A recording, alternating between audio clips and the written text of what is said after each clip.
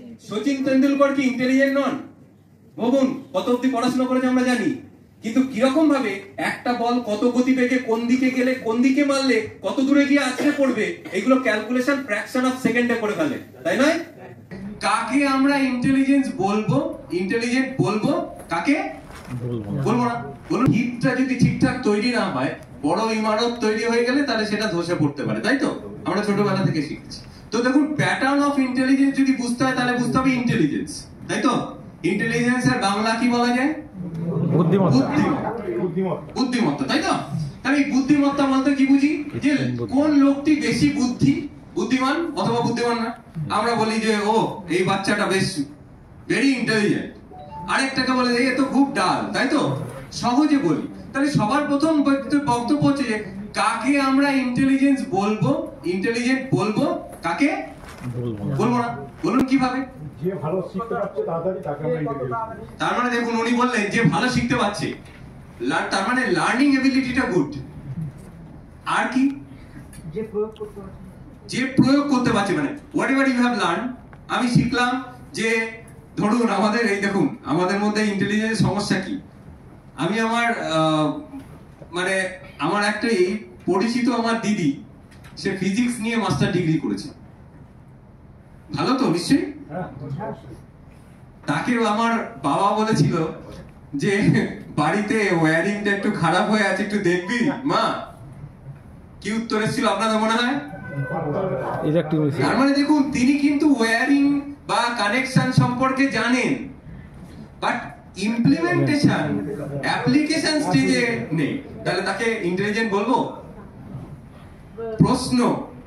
আমি এইটাই বলতে চাইছি, দেখুন আমি সহজ কথা বলছি। ইন্টেলিজেন্ট বলতে কি বোঝায়? বললেন কি, যারা খুব ভালো অঙ্ক করে তাদেরকে ইন্টেলিজেন্ট বলবো? আসলে ইন্টেলিজেন্ট মানে কি জানেন তো? যার প্রবলেম সলভিং এবিলিটিটা ভালো। কোনো একটা সমস্যার মধ্যে দিলে ও কিন্তু কেটে বেরিয়ে চলে আসতো, তাই তো? যে কোনো প্রবলেম, তাই তো? যার মেমোরিটা ভালো, ঠিক না? অনেক কিছু মনে রাখতে পারে, আর মনে রাখতে পারলেই তো সে মাথা থেকে খুঁজে খুঁজে। দেখুন আমরা কি করি, ছোটবেলায় অনেক সলিউশন শিখেছি, বিভিন্ন সলিউশন। নতুন একটা প্রবলেম যখন এলো, অঙ্কের কথা ভাবুন, আমরা আগে যা যা শিখেছি ওর মধ্যে থেকে খোঁজার চেষ্টা করি যে ওর মধ্যে সলিউশন আছে কিনা, দেন আমরা এক্স্যাক্টলি সেই সলিউশনটা বের করি, তাই না? এটা কিন্তু ইন্টেলিজেন্ট বলি। তাহলে ইন্টেলিজেন্ট বলতে আমরা বুঝি যার প্রবলেম সলভিং এবিলিটি ভালো, ক্রিটিক্যালি ভাবতে পারবে, ক্রিটিক্যাল থিঙ্কিং, এই যে বলা হচ্ছে না ক্রিটিক্যাল থিঙ্কিং এবিলিটি। ক্রিটিক্যাল মানে কি? আমরা বলি না লোকটা ভীষণ ক্রিটিক্যাল, জটিল।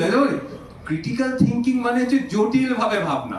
মানে বলা হলো, আমি এখানে দাঁড়িয়ে আপনাকে বলছি, আপনার মনে যদি ক্রিটিক্যাল থিঙ্কিং এবিলিটি থাকে, ভালো থাকে, আপনি ভাববেন এই ভদ্রলোক অফিসের কাজকর্ম ছেড়ে কি উদ্দেশ্যে হঠাৎ এখানে এসে দাঁড়িয়ে দাঁড়িয়ে বক করছে। প্রথম আসবে না আপনার? আসবে না? আচ্ছা, এতটা টাইম ম্যানেজ করেছে, তার মানে নিশ্চয়ই কোনো কোনো কাজে ফাঁকি দিচ্ছে, ঠিক না? আবার দেখুন, আচ্ছা এই যে এসছে গাড়ির তেল পুড়িয়ে এসছে, গাড়ির তেলটা কে দিল? ঠিক না? আর ভাবুন না, আজকে এই লোকটা এখানে বক বক করলো বলে প্রচুর পেনশন ফাইল সই হলো না, কত লোকের পেনশনটা একদিন করে ডিলেড হয়ে গেল। ভাবুন, এইটা হচ্ছে ক্রিটিক্যাল থিঙ্কিং। আপনার মনের ভেতরে আসবে, আচ্ছা শাহজাহান তো তাজমহল বানিয়েছিল, তাই তো? আচ্ছা শাহজাহানের সময় যদি আকবর ওখানে থাকতো তাহলে কি কি হতো, ঠিক নয়? তাহলে যে বাচ্চাটা ভাবতে পারবে তার ক্রিটিক্যাল থিঙ্কিং এবিলিটি, বোঝা গেল? এইগুলো তো আমরা যেটা বলি ইন্টেলিজেন্স বলতে বুঝি এরকম, যার প্রবলেম সলভিং এবিলিটি ভালো, যার মেমোরি খুব ভালো, যার ক্রিটিক্যাল থিঙ্কিং এবিলিটি ভালো, এগুলো। এটা হচ্ছে সাধারণ ধারণা চলে আসছে। কতদিন অবধি ধারণা ছিল? 1983 সালের আগে অবধি।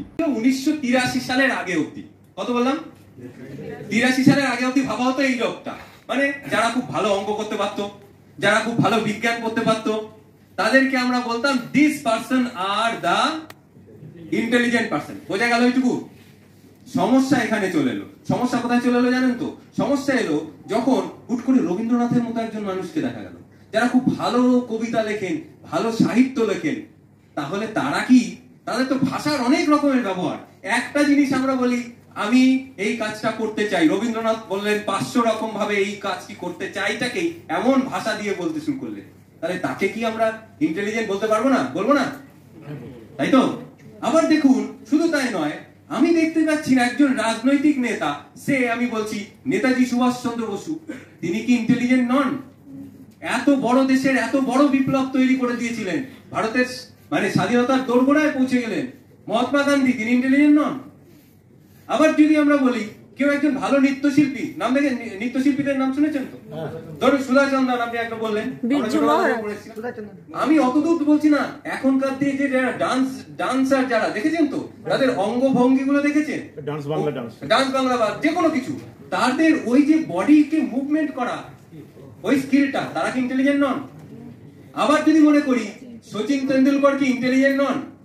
ভাবুন, কত অব্দি পড়াশোনা করেছে আমরা জানি, কিন্তু কিরকম ভাবে একটা বল কত গতিবেগে কোন দিকে গেলে কোন দিকে মারলে কত দূরে গিয়ে আছড়ে পড়বে, এগুলো ক্যালকুলেশন ফ্র্যাকশন অফ সেকেন্ডে করে ফেলে, তাই নয়? তাহলে ইন্টেলিজেন্ট নয়? তাহলে এই যখন ভাবনাটা শুরু হয়ে গেল, তারপরে কি হলো, আমরা আসি ভিনসেন্ট ভ্যান গগ বা মনে করে পাবলো পিকাসো, নাম শুনেছেন তো এদের? অথবা বলছি যারা ছবি আঁকিয়ে, ভিঞ্চি, ভাবুন যারা মিউজিক আর্টিস্ট, তারা কি ইন্টেলিজেন্ট নয়? তো যেটা বলতে চাইছি যে ভাবুন একটা ছবি, আপনাকে বলা হলো একটা ছবি আঁকুন তো মাস্টারমশাই, আমার মুখের ছবি আঁকুন, আঁকতে পারবেন? কেন পারবেন না জানেন? কারণ ছবি আঁকিয়েরা তারা কি করতে পারে, দুটো বিন্দুর মধ্যে কতটা ডিস্টেন্স আছে সেটাকে এক্স্যাক্টলি মাপতে পারে, বুঝেছেন? মানে আমার চশমার থেকে এই এই অংশে, এই যে চশমাটা আছে, এইখান থেকে নাকের ডিস্টেন্সটা কত এক্স্যাক্টলি আপনি যদি বলতে পারেন, তাহলে আপনি ভালো ছবি আঁকতে পারবেন, আপনি ভালো ভালো ব্রিজের ডিজাইন করতে পারবেন, বোঝা গেল? তাহলে তারাও ইন্টেলিজেন্ট। ফলে এইটা যখন এলো না, তো যেটা বলতে চাইছিলাম যে এইরকম বিভিন্ন ধরনের লোক আসছে। দেন একজন ভদ্রলোক এলেন, জানেন তার নাম হচ্ছে সাইকোলজিস্ট হার্বার্ট গার্ডনার। কি নাম বললাম? Herbert Gairdner. তিনি ভাবলেন আচ্ছা, তাহলে তো ইন্টেলিজেন্ট শুধুমাত্র অঙ্ক যে জানে, ভালো পড়াশোনা জানে, তাদেরকে শুধু ইংরেজি ইন্টেলিজেন্ট বললে হবে না, তাহলে আমাকে বলতে হবে কি, যারা রাজনৈতিক নেতা, যারা পিপলকে ম্যানেজ করে, ইজ অলসো ইন্টেলিজেন্ট। কারণ কত মানুষের সাথে করছে, কিভাবে মানুষকে মোটিভেট করা যায় তিনি জানেন, তাহলে সেই ইন্টেলিজেন্সটা তার মধ্যে রয়েছে। তাহলে যারা ভালো ছবি আঁকে তারাও অলসো ইন্টেলিজেন্ট, যারা ভালো মিউজিক করে তারাও ইন্টেলিজেন্ট, তাই তো? যারা ভালো খেলে তারাও ইন্টেলিজেন্ট, যারা ভালো নাচ করে তারাও ইন্টেলিজেন্ট, যারা ভালো গান গায় তারাও ইন্টেলিজেন্ট। তাহলে ইন্টেলিজেন্ট শুধু একরকম নয়, যারা চুরি করে ডাকাতি করে তারাও এক্স্যাক্টলি না। যদি আপনি বলেন যে ইন্টেলিজেন্স না, এটা অবশ্যই অবশ্যই আমি আমার ইন্টেলিজেন্সিটা কোন দিকে প্রয়োগ করব। আমরা অনেক সহকর্মীদের দেখতে পাই যারা খুব হাইলি ইন্টেলিজেন্ট, কিন্তু বাচ্চাদেরকে সেই জিনিসটা দিতে পারছেন না। ফলে ইন্টেলিজেন্ট আলাদা, ভালো কাজে লাগাবো না খারাপ কাজে লাগাবো, সেটা হচ্ছে মোরাল, আমার নীতিবোধ। ফলে আমি একজন চোর, আপনারা দেখেছেন ধুম টু বা ধুম আছে না, যে চুরি চুরি করে, কত ইন্টেলিজেন্ট, কিন্তু চুরি কাজে লাগাচ্ছে, তবে খারাপের দিকে যাচ্ছে, তো সেটা বিষয় না। আমি এটা যেটা বলছি, তখন উনি বললেন 8 রকম ইন্টেলিজেন্ট হয়, বুঝেছেন? 8 রকম। এই যে 8 রকম ইন্টেলিজেন্ট দেখুন আপনাদের এখানে বইয়ের পাতায় আছে। এই 8টা ইন্টেলিজেন্ট দেখুন, একটা আছে না বলেন পিপল স্মার্ট আছে, পিপল স্মার্ট আছে। তাহলে পিপল স্মার্ট মানে কি? যারা বিভিন্ন মানুষের সাথে ইন্টারঅ্যাক্ট করতে পারেন, যারা নিজের কথা অন্যকে বোঝেন, অন্যের মুখ দেখে আইডিয়া করে সে কিরকম চাইছে তাকে মোটিভেট করতে পারে, বোঝা গেল? People smart. অর্থাৎ বাচ্চাগুলোর মধ্যে যাদের দেখবেন এরকম আছে, তাদেরকে বলে দেবেন পিপল স্মার্ট। একটা আছে ইন্ট্রাপার্সোনাল ইন্টেলিজেন্সি, তাই তো? ইন্টারপার্সোনাল ইন্টেলিজেন্সকে আপনারা বলেন হচ্ছে সেলফ স্মার্ট। দেখুন 6 নাম্বার আছে না? সেলফ স্মার্ট মানে কি রকম জানেন? মানে নিজে নিজে স্মার্ট হয়ে গেল। আমি যদি আপনাদের একটা প্রশ্ন করি, মাস্টার মশাই দিদিমণিরা please close your eyes first, please close your eyes. আমি আপনাদেরকে বলছি চোখটা বন্ধ করুন।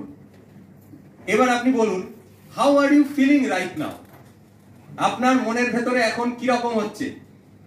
এটা যদি প্রশ্ন করা হয়, আমরা অর্ধেক লোক উত্তর দিতে পারবো না। পারবো? কি চলছে আমার মনের ভেতরে?